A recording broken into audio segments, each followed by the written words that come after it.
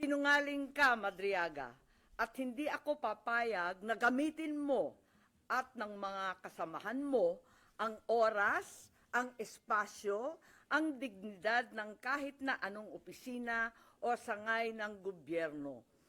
Isasalaysay ko ang mga pangyayari noong 2021, ang tunay na pagbuo ng UNITEAM. Maraming nagtatanong, maraming naghahaka-haka, higit sa lahat, may nagsisinungaling diyan sa Kongreso. So unang-una, no such thing as yung mga term, ano ba yan? Paghahati ng term, ano ba yun?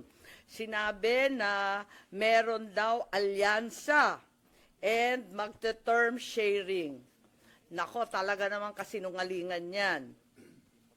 Okay, na next slide na tayo. Ang unang pagtitipon at pag-uusap tungkol sa Vice Presidency, noong May 29, 2 days before the birthday of our VP then.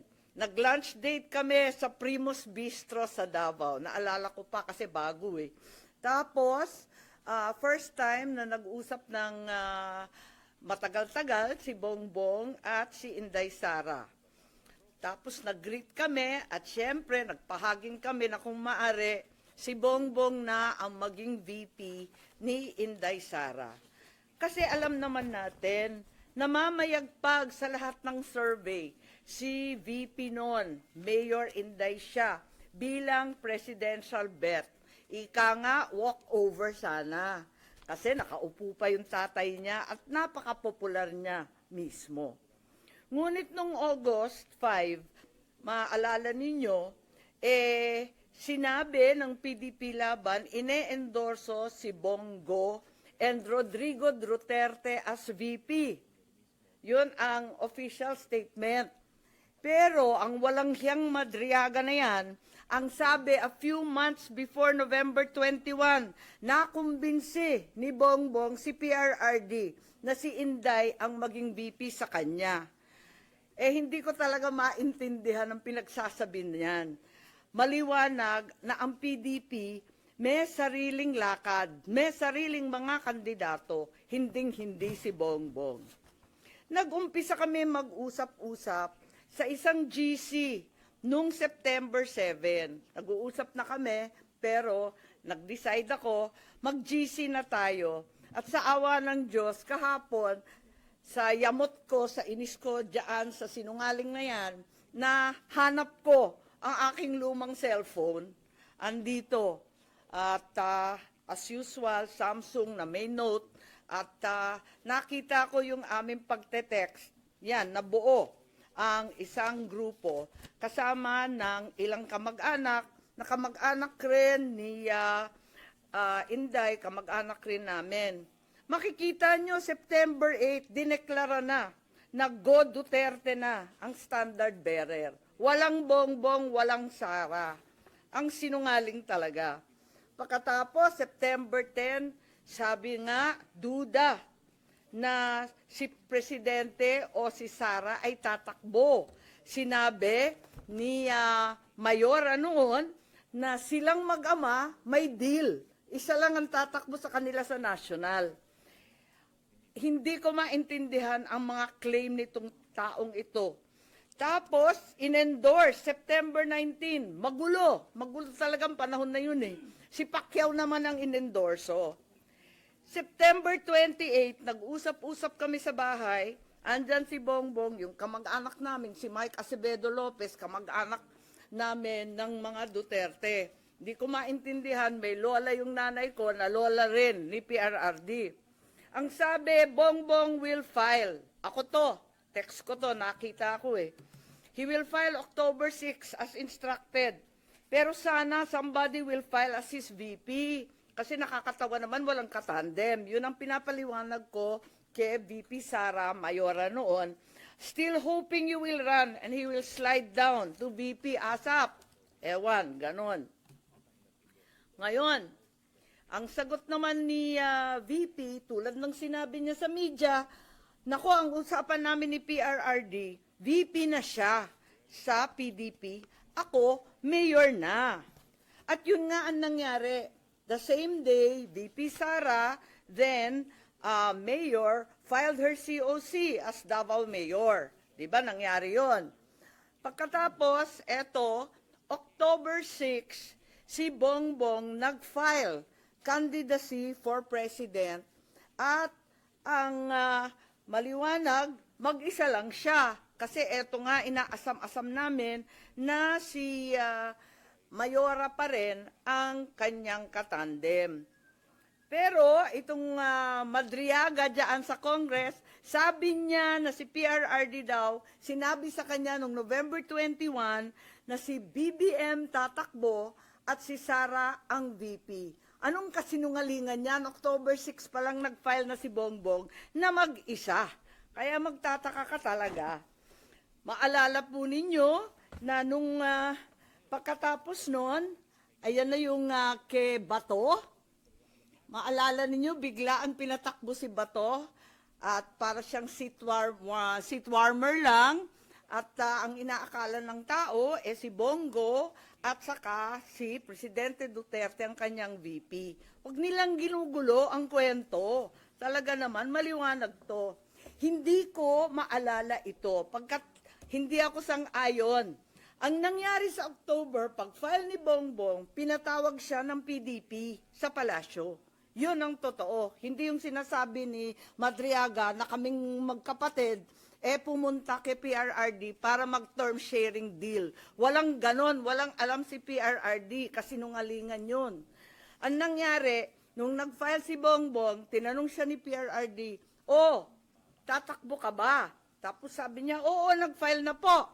Nandun yung PDP, si Alcusi, si Bongo, si Medialdea yata, wala ako Kasi ayokong pumunta si Bongbong, sabi ko sa kanya, hoy, wag kang pupunta dyan. Sabi niya, nakakahiya naman ang nagpapatawag sa Pangulo.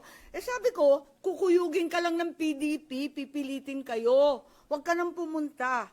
Tapos, napakiusapan yata at pumunta siya nung una. Second time, pumunta rin siya. Pinatawag na naman siya kung talagang ayaw niya. Dalawa lang option.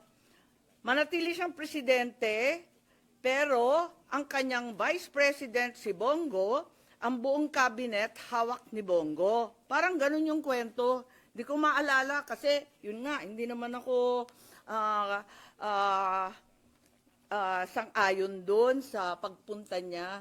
Tapos, yung isang option, Bongo for president, si Bongbong na lang ang vice. Parang ganun ang pinag-uusapan ng PDP. Si Presidente, tinatanong ko si Bongbong, anong sabi naman ni PRRD? Sabi niya, wala naman sinasabi masyado, sinabihan na lang akong good luck kung tatakbo ka. Parang ganun. Sabi ko, umuo ka ba o hindi? Sabi niya, ano pang gagawin ko? Di umuo ka. Wala naman siyang imik. Later on, ang pagkasabi ng mga PDP, parang nagkasundo na daw sila ni Bongbong at naonse raw sila. Pero wala ako doon. Kwinento lang ni Bongbong, pagkatapos ng meeting niya, pumunta sa bahay namin. Ngayon, tuloy-tuloy, pursigido pa rin ako na si VP Sara ang maging katandem ni Bongbong. Kinukulit ko siya. Tapos, nung bandang October 27, kasi nga nabalitaan na pinapatawag ng PDP si Bongbong, nagtatanong, sure ka ba na aatras si BBM sa PDP talks? Ayan, andito sa telepono ko. Andyan, nakikita ba? Ayan. Oo nga, grabe sa media. Hindi ko naman iniinsulto yung PDP, pero tapos na yung mga salita-salitang ganyan. Tapos, ang sabi ni Mayora noon, duda ko, mahina akong vice president. Sabi ko, mahina kang vice president kasi gusto naming lahat president ka. Magpa-survey ka. Kaya nahanap ko nga, andito pa, pinaprint ko ulit yung mga survey. Nagpagawa pa siya ng survey. Hirap na hirap nga kami magpa-survey pagkat eto nga, talagang undas nun All Saints Day noon, ang hirap maghagilap ng tao, pero kahit papano nakapag-produce kami ng survey at nag-presentation noong November 3 na tama nga ang kutob niya, mahina siya bilang vice-presidente kesa sa presidente. Kasi na-disappoint yung mga Sara All. Alam naman natin yon. Pero sabi ko, malakas ka pa rin. Walang tatalo sa'yo. At yun, panay ang usap namin kung anong gagawin, kung anong dapat. At walang kinalaman to sa PDP at PRRD. May kanya-kanyang landas to eh. Talagang magulo nun eh. Makita ninyo, November 9, si Mayora nag-withdraw from the mayoralty race. Baste replaced her. So hindi ko alam yung mga November 21 ng Madriaga na yan. Pagkatapos noon, makita ninyo ang ating vice-presidente nag-resign sa Hugpong. Ayun, November 10 din yan. Tapos, noong November 11, sa isang kasal ng anak ni Senator Revilla, si Inday Sara sumali sa Lakas CMD para meron na siyang national party. Naghahanda na siya. Ayun. Pagkatapos niyan, nag-happy birthday na naman siya sa GC, ano? Happy birthday, Senator Amy. Many, many happy returns. Tapos, tinatanong ako sa telepono, ano naman ang birthday wish mo? Eh sabi ko, birthday wish ko, same as last year, Inday for President. So, hanggang sa dulo talaga, pinagpipilitan namin na siya talaga. Ayun. Tapos, November 12, ang liwanag naman ng statement ng aking kapatid, no to possible term sharing. Kaya tumigil ang mga nagchichismis ng kalokohan. Bakit magti-term sharing? Pinipilit nga namin na yung buong term, ang pagiging Pangulo, para kay Inday. Makikihati pa siya. Saan naman kalokohan ng galing yon? This is not a good formula for stability. Tama yon. And the reason why 6 years is there is for the policies of government to continue. Ayan continue. And if we change government, magkakagulo. Ayan. Yan ang statement ni Bongbong, November 12. So, hindi ko maintindihan saan nagmula yan term sharing na kabulastugan na yan.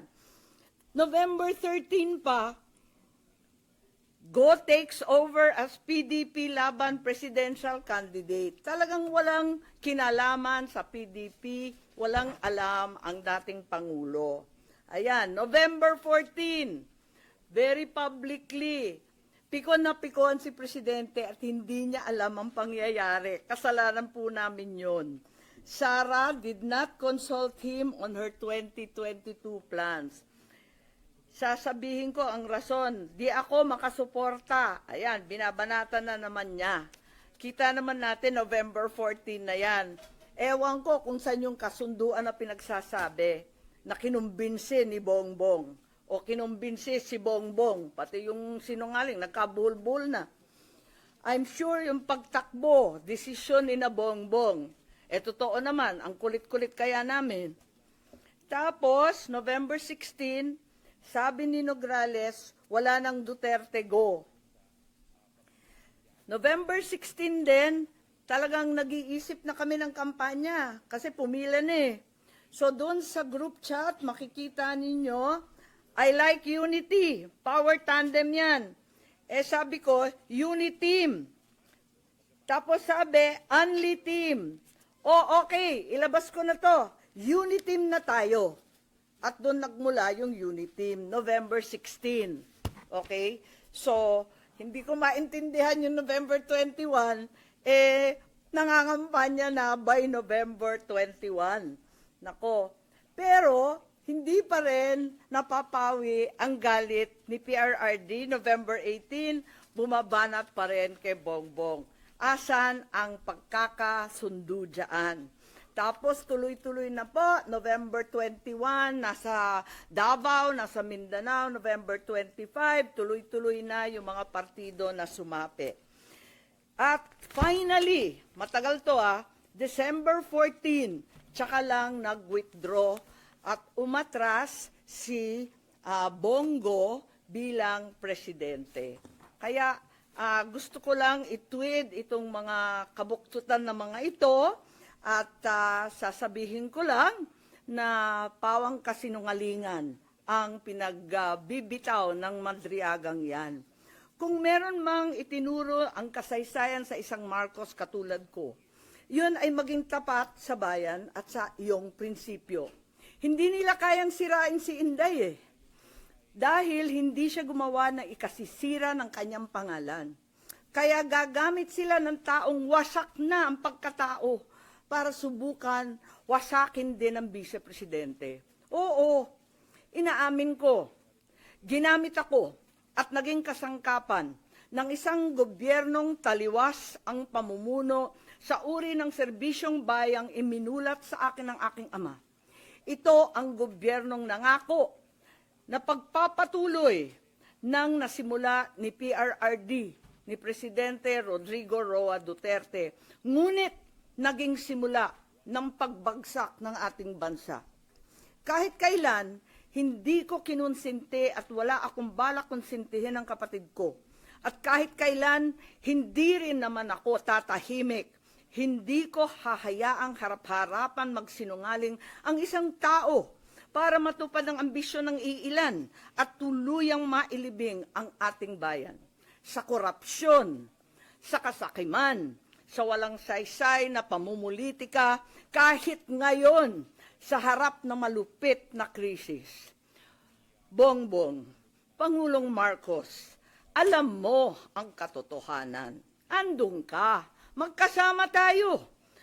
Kung hindi mo ito ipinag-uutos, walang dahilan para hindi mo itama ang kasinungalingan na ito. Huwag mong konsintihin ang mga politikong ginagamit ang sinungaling na si Madriaga. Yun lang po.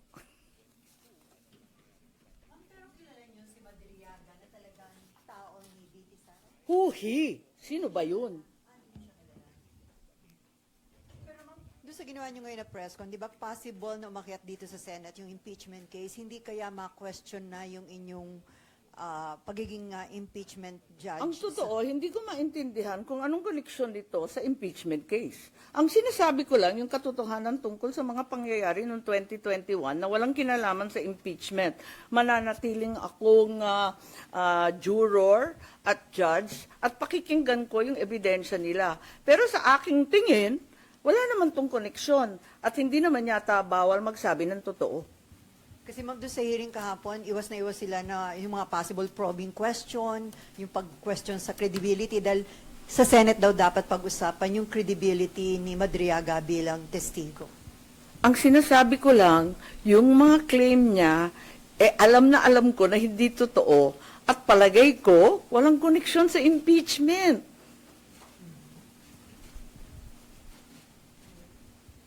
Ilag na ilag rin ako katulad ng ibang senador na mag-comment whether pro or con. Pero sa mga linathala, itong mga impormasyon niya tungkol sa term sharing, tungkol sa kasunduan, tungkol sa pag-uusap at meeting-meeting. Alam ko kasi yan hindi naman totoo. So ma'am, do you think sinong gumagamit kay Madriaga para gawin yung sabi nyo nga pagsisinungaling? Hindi ko alam. Maraming ambisyoso ngayon. Maraming buhayang malaya pa rin. So pwedeng may connection sa 2028 yung ginagawang pagsisinungaling? Madriaga. Marahil. Yes? Ma'am, but in racing, yun pong mga, sabi nyo nga po, truth, na hindi totoo yung sinasabi ni Madriaga, are you also questioning his credibility bilang witness doon sa impeachment hearing? Ganyang klase bang mga testigo ang ihaharap sa Senado? Mahiya naman sila.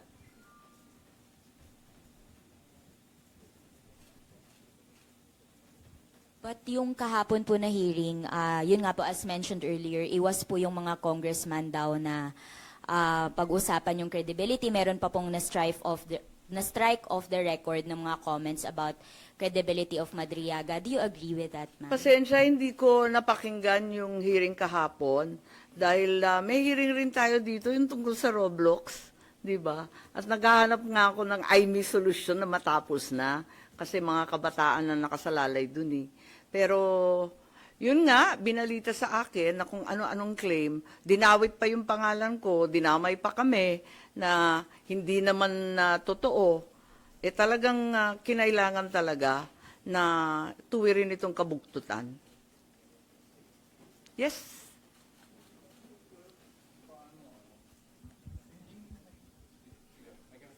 Ma'am, balikan ko lang si Madriaga. Kasi kahapon nagpakita sila ng mga series of pictures and even videos na talagang kung titignan mo, kasama siya sa inner circle ni Vice President before, during, and after. Pasensya, hindi ko Tama na, nakita. Tulad ng sinabi ko kanina, unang-una, may hearing ako, marami tayong trabaho dito sa Senado. Ikalawa, nayamot na ako nung kung ano-ano ang pinagsasabi tungkol sa akin Hindi ko nakita sa madaling sabi. Pero personally, ma'am, you never had any chance of... Sa dami ng tao sa isang kampanya, hindi ko na sure. Baka nandun, hindi ko alam. Pero hindi ko talaga siya nakilala. Ang nakita ko na lang, nagulat na lang ako, sino yung paiyak-iyak dyan? Ano drama yan? In terms of credibility, ang sinasabi niya, ma'am, hindi siya dapat pakinggan. Wala akong sinasabi sa credibility. Ang sinasabi ko, incredible yung sinasabi niya. Kasi nandun ako alam ko. Wala naman siya doon sa mga usapin namin. Hindi naman siya kasali sa GC. Ma'am, going back lang doon kay PRRD, paano nyo na pahupa yung, di ba nakita naman natin na may galit pa rin si Presidente even before, during that time. Paano napahupa yung galit ni dating Pangulong Duterte at pumayag din eventually doon sa unity? Nakisuyo kami sa mga kaibigan niya, pati kay Senator Bongo, pati kay sa kanyang ES. Nakisuyo rin kami kay Pastor Kibuloy na awatin na lamang kasi katandem na ng anak niya. Kawawa naman. Pumayag naman si Presidente Duterte. Pero wala na siyang magawa by then. Wala na mga kasunduan, term sharing na kalokohan. Tapos ni.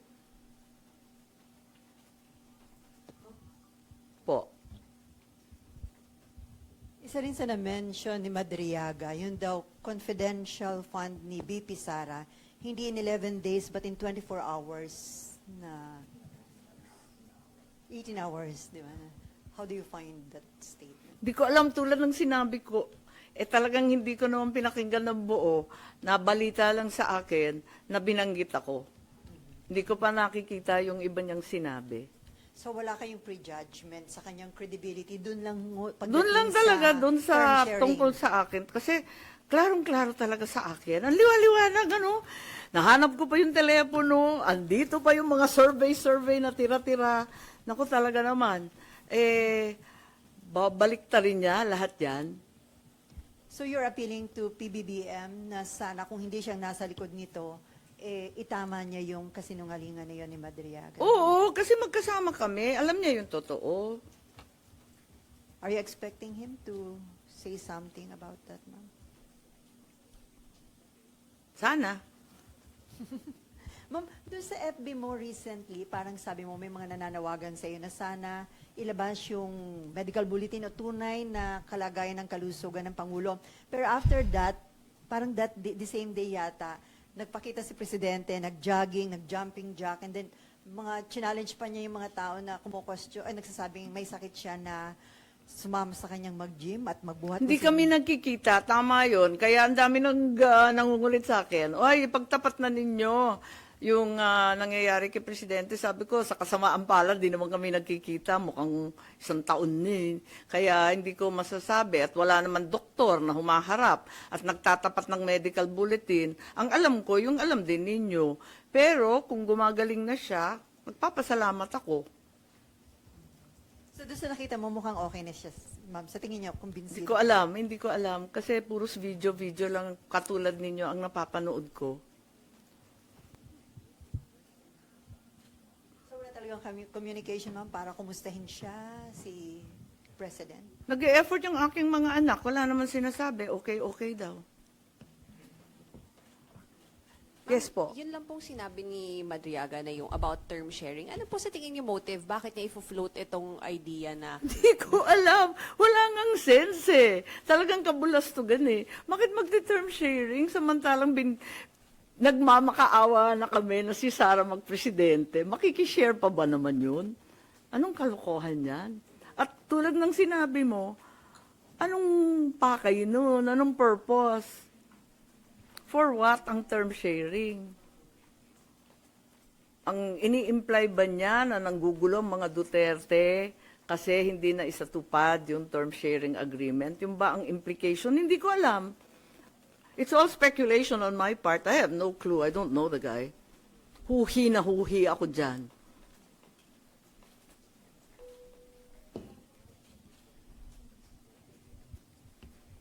Ma'am, with the questionable statements of Madriaga, do you think dapat i-strike off muna sa records yung mga statements niya and check muna yung credibility niya? Kasi nabanggit niyo na nakakahiya naman kung ito yung testigo na iyaharap sa Senado.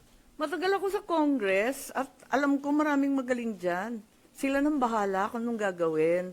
Pero tulad ni Tanya Gaisano Lee na painter, na pinabulaan din yung tungkol sa painting, na hindi siya scholar na taga Laguna, kundi isang tumataginting na Gaisano pa, talagang maraming hindi totoo. Nag-statement din si VP Sara tungkol sa bar exam niya.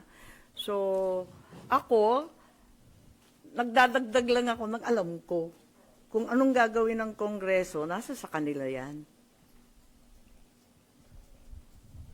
Saan yung ginagawa po ba ngayon ng HOR dito sa impeachment proceedings? Sa tingin niyo po ba dapat dito sa Senate ginagawa yun? Kasi may presentation of evidences na po and witnesses sa HOR ngayon po eh. Hindi ko alam, may nagsasabi na parang mini trial. Pero Congress has its own rules, may sarili silang patakaran, may sarili silang pinatutunguhan. So ma'am, kapag umakyat dito sa Senate yung impeachment case against BP Sara, pagdating sa punto na yun, iko-confront nyo si Madriaga? Hindi ko masasabi yun kasi talagang hindi ko pa rin masalat kung paano yung connection sa impeachment nito eh.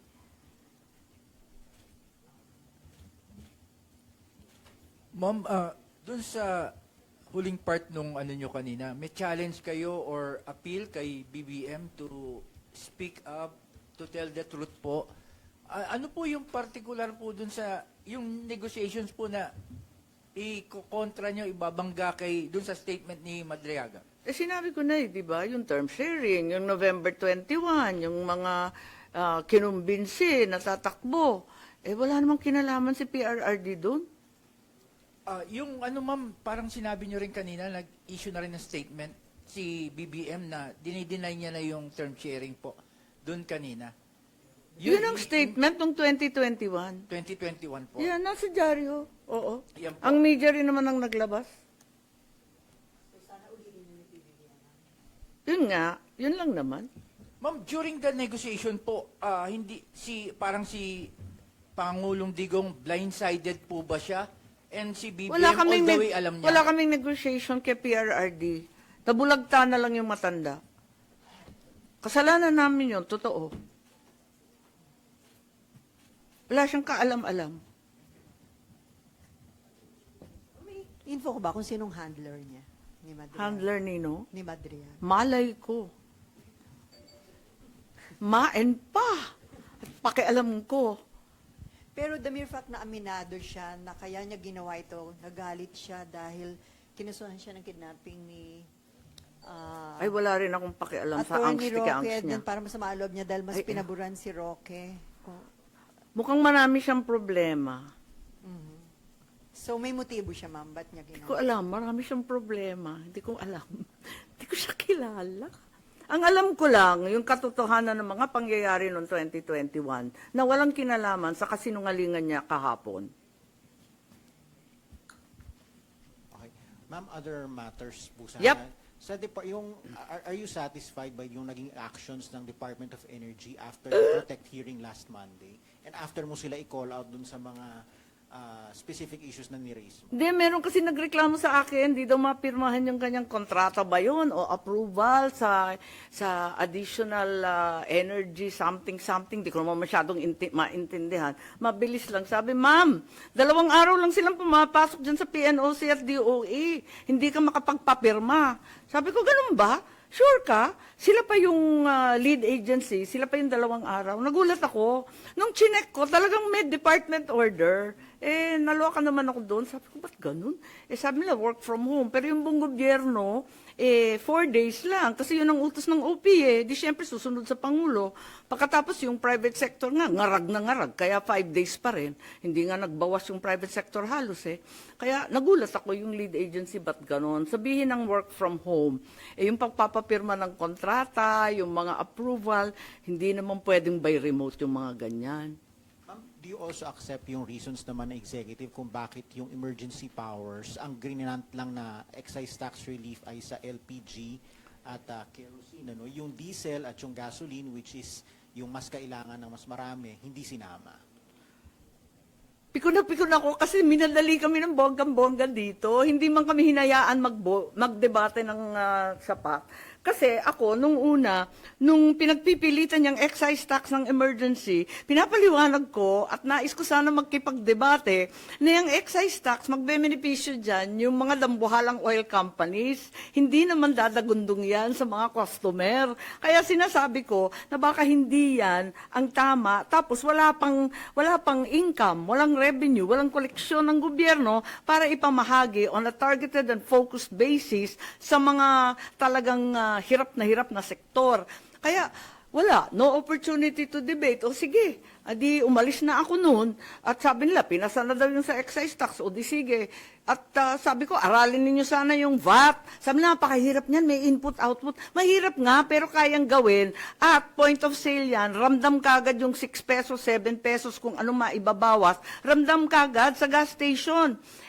Walang nakikinig Sabi nila, basta kailangan, emergency. O sige, alis na lang ako para wala nang ingay.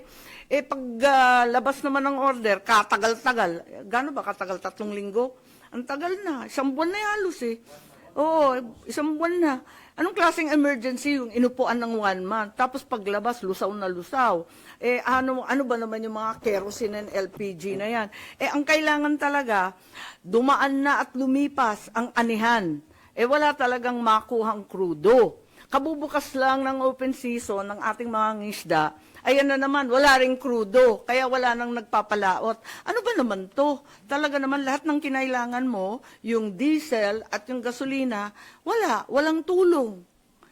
Parang napabulaanan rin tayo dyan sa excise tax and VAT Hindi totoong tax exemption to Parang dating yung concern nila, yung magiging foregone revenue, para nag-iingat. Yun nga, naintindihan ko, ingat na ingat sa foregone revenue kasi nga wala ngang koleksyon. Pero, ganun pa man, hindi ko maintindihan, pinagmamalaki nila pa ulit-ulit, 238 billion ang remainder balance from 2025 GAA and 2026 we can free up. May presidential assistance, may DSWD, may DA, blah, blah, blah. Pwedeng EFLR, pwedeng ganito. Basta tumataginting na 238 billion ang sinasabi. May pera pala kayo Ba't kayo abalang-abala? Kukunti lang naman yung VAT na yan. Kung 3 buwan lang, sabihin natin. At yung excise tax, hindi naman zero. Bawasan man lang, konting tulong lang sa tao, sa magsasaka, sa mangingisda, sa transport sector, yung mga tricycle. Ang dami pala ninyong pera, ba't yan lang muna ang ipamahagi? At kung talagang taghirap, di magtiis-tiis tayo sa konting koleksyon. As a matter of fact, ako na rin yung pasimuno na nagsasabi, yung threshold para sa income tax nitong April, taasan. Masyado naman mababa yung 200,000 sa presyong ganito ng pagkain at gasolina. Taasan sa 500, yung mga bonuses. Ganun din, pati yung 13-month pay. Pwede ba taasan sa 200,000 para makahinga ng konti yung tao? Nag-file rin ako na wag nang bawasan ng sweldo. Wag nang tanggalin yung mga GSIS, SSS, PhilHealth, Pag-ibig. Awa naman ng Diyos. hirap na ang tataas ng presyo. Tapyas pa ng tapyas, bawas pa ng bawas sa sweldo. For a change, makuha man lang ng mga empleyado at trabahador ng buo ang kanilang mga sweldo. Ma'am, gusto namin yun. Yung Oo, requirement. alam ko. Kasi maraming pumapalakpak ng tenga. Ayun. Ma'am, kahit may panawagan kayo na direkta ng mag-order tayo, mag-purchase ng oil sa Russia, pero still, according to Energy Secretary Garin, nakipag-coordinate siya sa DFA para i-request na magkaroon ng another window or extension doon sa sanction waiver. Kaibigan ko si Sharon pero hindi ko siya get sa promise ha. Di ba kahapon, andun na sa Russia si Prabowo ng Indonesia. Ba't sa kanya pwede? Bakit tayo hindi? Di ba may ambassador rin tayong Russian na narito, very cooperative, parati nakikipag-meeting yan. Meron rin tayong ambassador doon sa Moscow. Pauwiin na natin lahat yan kung via Washington, D.C. ang ating negosasyon sa Russia. Hindi ko talaga maintindihan. So, hiningi ko kay Secretary Lazaro, kasi sabi ng DOE, they're only deferring to the opinion of DFA. Pues, DFA, pwede ba? Ipaliwanag nyo sa amin yan at hindi ko talaga maintindihan.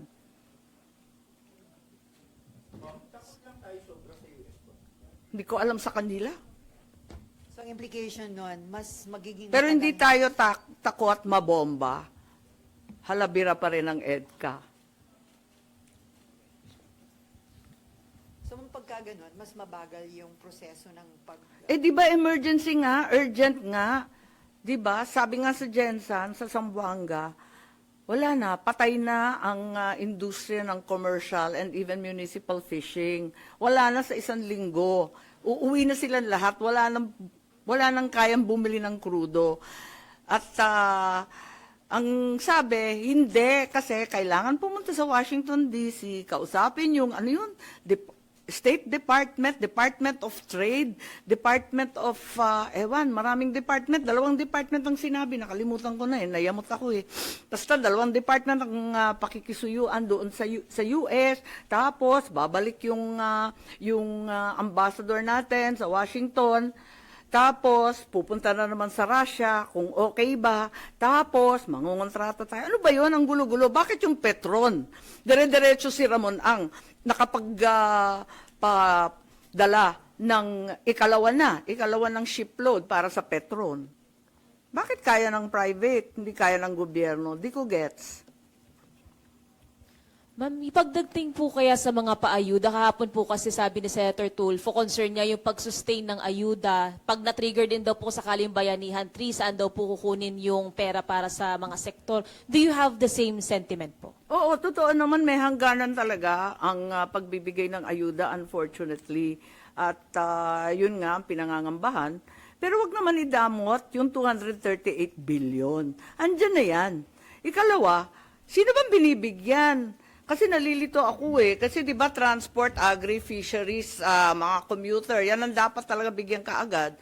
Hindi naman sila nakikinabang, di ko maintindihan. Akala ko nga, pag angkat ng oil galing sa Russia, diretso nang ibebenta ng gobyerno sa ating mga sektor na nangangailangan. Yung pala, dadaan pa sa mga private oil companies, pagkikitaan pa, papatungan pa, may cartelization, may collusion, ano ba talaga? Kaya, ewan ko, hindi ko talaga maintindihan kung ano talaga ang nangyayari. Pinagmamalaki nila, marami silang pera. Bakit yung ayuda, 10,000 people lang ang recipient? Pagkatapos yung binibigyan, ibibigay sa may-ari ng malalaking bus company. Pero yung driver, wala. Yung mga mismong operator ng jeep, wala. Hindi ko talaga maintindihan. Kanino bang listahan yan? Ma'am, so dapat po ba pati po yung oil deregulation law i-repeal na rin po o amyendahan? Well, meron akong final.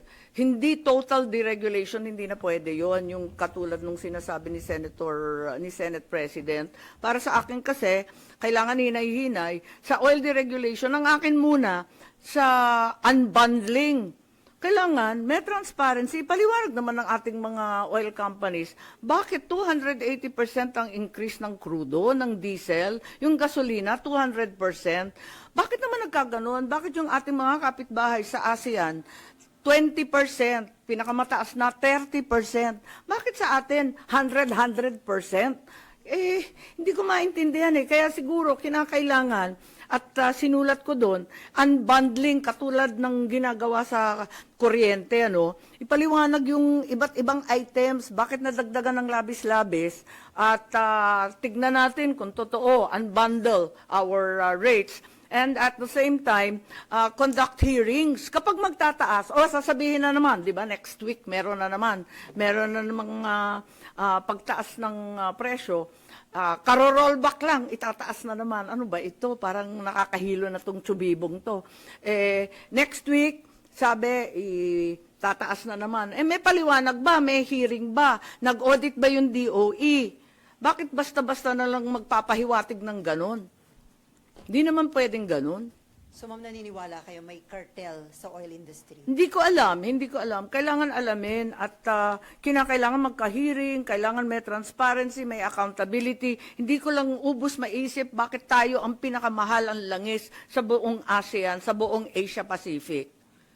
Ma'am, according to Senator Win Gatchalian, para matulungan din yung mga middle class, i-absorb muna ng government yung premium sa SSS at GSIS ng mga empleyado. Well, sinabi ko na yan di ba? Yung SSS, GSIS, yung PhilHealth, yung Pag-ibig, lahat ng bawas sa sweldo. Wag muna, moratorium muna, maawat mahabag. 3 buwan lang, at least, makahinga man lang tayo. Di natin alam kung gaano katagal to. Pag-usapan natin sa pagkatapos ng 1 quarter. Pero pagbigyan muna ng 3 buwan na makaraos. Alam ninyo, ang problema dito, tumatanda na rin ako, dinaanan na kasi natin to Ito kumbaga ay third oil shock na natin. Ang unang nangyari, 1974, tapos 1979, nakita ko, kasama ako ng aking ama, na umiikot ng mundo, humihingi ng langis. Kaya hindi to bago sa akin Kaya nagtataka rin ako, bakit hindi na lang tayo dumediretso sa Brunei, Indonesia, yan, sa Russia, sa China. Marami naman tayong kaibigan, humingi naman tayo at pakiusapan. Ba't naman tayo natatakot sa kung sino-sino? Di ba kaibigan naman natin ng US, ba't tayo natatakot? Other issue, according to Senator JB, hindi siya makagalaw as Ethics Committee Chairman kasi hanggang ngayon hindi daw pumipirma yung minority doon sa rules. So hindi pa ma-adapt at ma-publish. Kaya hindi masisimulan yung pag-action sa mga ethics committee. Ay, ganun ba? Hindi ko alam, hindi ko sure. Hindi ko pa siya nakakausap tungkol dyan. Pero member ka ma'am ng ethics committee? Yes. 3 ba kami? Si BG, si Marcoleta, at saka ako. And Joel hindi? Hindi. Okay. Parang kaming 3. So ma'am, hindi ka pa pumipirma dun sa rules? Hindi ko alam kasi ilang beses na pinaltan Hindi ko na maalala. Kailangan siguro mag-usap, hindi ko alam. Pero handa ano kang ng pumirma latest. dun ma'am sa rules? I don't know, ano ng latest version kasi? Yung rules po ang pinapalitan, hindi po yung composition ng committee. Hindi, wala talagang pinapal. Talaga mapirma. Ay, hindi yung composition, di naman pwedeng paltan yun na-nominate na sa floor, tapos na yun. So, yung Roblox. Wala talaga. Well, kahapon ang kasunduan, bigyan ng palugid ng 3 buwan, which to me, reasonable kung talagang maisasatupad yung mga pinapangako nilang mga safety measures na madaling intindihin at gamitin ng mga parents, di pagbigyan natin, full disclosure nga sabi ko, kasi nag-operate ako ng animation at game development studio. Gustong-gusto ko sana yung Roblox yan. Kasi binibigyan ka ng pagkakataon at kapangyarihan na gumawa ng sarili mong game. Ang bongga. Ako rin ang author kasi ng Creative Industries Law. Gusto ko yan. Kaya lang, kung nakakasama na sa mga bata na brainwash